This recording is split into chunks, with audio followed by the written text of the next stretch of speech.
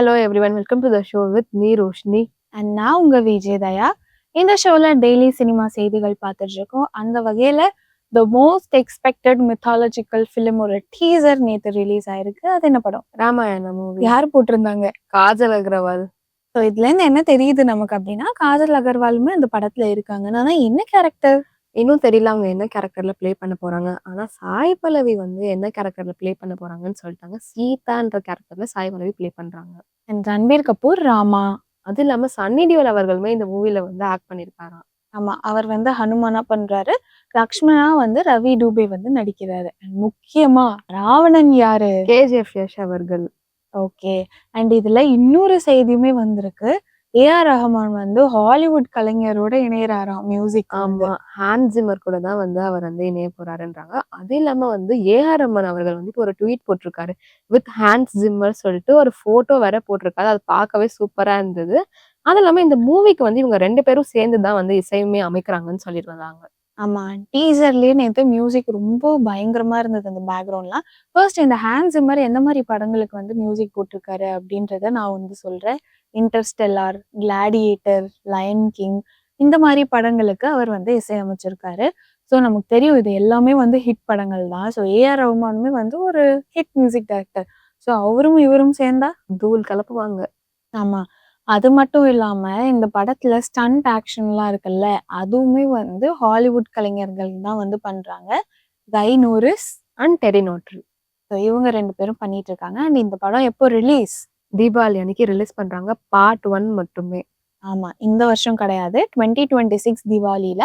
Part 2 வந்து 2027 தீபாவளிக்கு வந்து வரப்போகுது அப்படின்னு ராவணா வெர்சஸ் ராமா அப்படின்ற மாதிரி வந்து இதுக்கு டைட்டில் மாதிரி வச்சிருக்காங்க.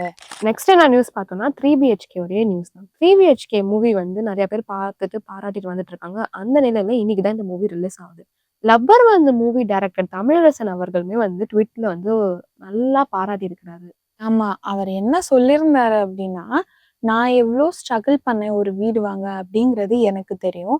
ஸோ இதை உட்காந்து பார்க்கும்போது என் குடும்ப படம், என்னோட படம் அப்படின்ற மாதிரி எனக்கு இருந்தது. அந்த அளவுக்கு வந்து ரிலேட் ஆச்சு இந்த படம் அப்படின்ற மாதிரி சொல்லியிருக்காரு. அது இல்லாம மிஸ் பண்ணாம எல்லாரும் போய் பாருங்க. ரொம்ப கனெக்ட் ஆகும் சொல்லிட்டு சொல்லியிருக்காரு அவருமே. ஆமா, இந்த படம் இப்போ பயங்கர பாசிட்டிவ் ரிவ்யூஸை பெற்றுட்டு இருக்கு அப்படின்னு தான் வந்து சொல்லணும். ஸோ பொறுத்திருந்து பார்ப்போம் இதோட கலெக்ஷன்ஸ்லாம் என்னென்ன வருதுன்னு. நெக்ஸ்ட் நான் நியூஸ் பார்த்தோம்னா சசிகுமார் சார் வந்து டூரிஸ்ட் ஃபேமிலியில லாஸ்ட்ல ஆக்ட் பண்ணி முடிச்சிருந்தாரு. அவரோட நெக்ஸ்ட் படத்துடைய ஒரு அப்டேட்மே வந்திருக்கு.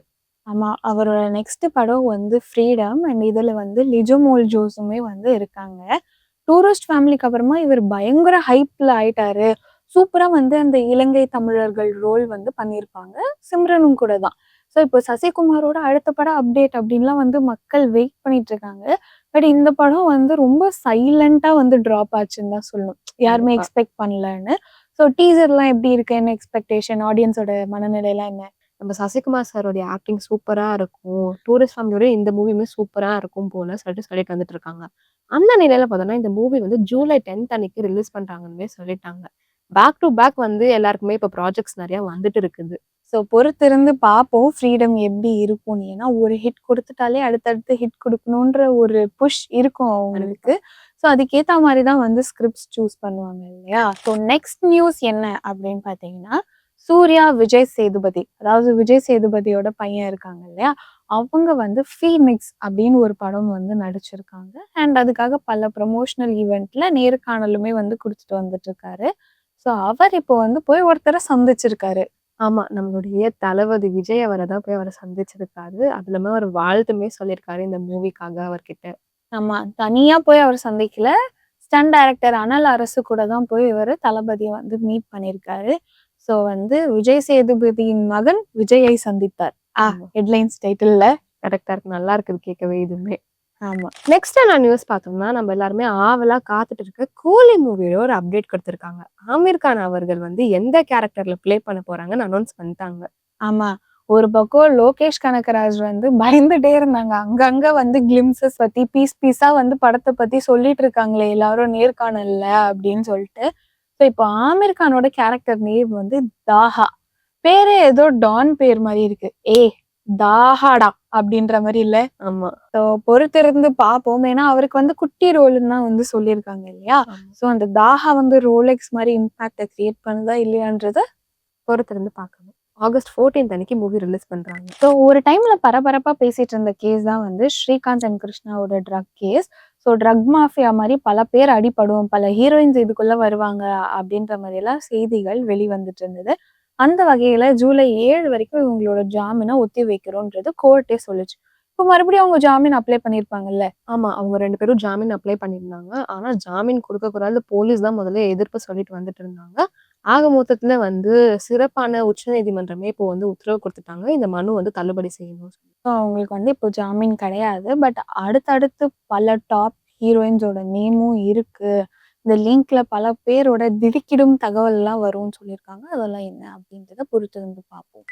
அதுவும் இல்லாம நெக்ஸ்ட் என்ன அப்டேட் பார்த்தோம்னா, நம்மளுடைய விஜய் சேதுபதிய வந்து நெறைய பேர் வந்து சந்திப்பாங்க. எல்லாருக்குமே தெரிஞ்ச விஷயம் தான். விஜய் சேதுபதி சன்மே இப்ப போயிட்டு அவர் மூவி ப்ரமோஷனுக்காக போய் சந்திச்சிருக்காரு நம்மளுடைய ஆக்டர் விஜய. விஜய் சேதுபதிய வந்து கிங் காங் காமெடியன் வந்து சந்திச்சிருக்கிறாரு.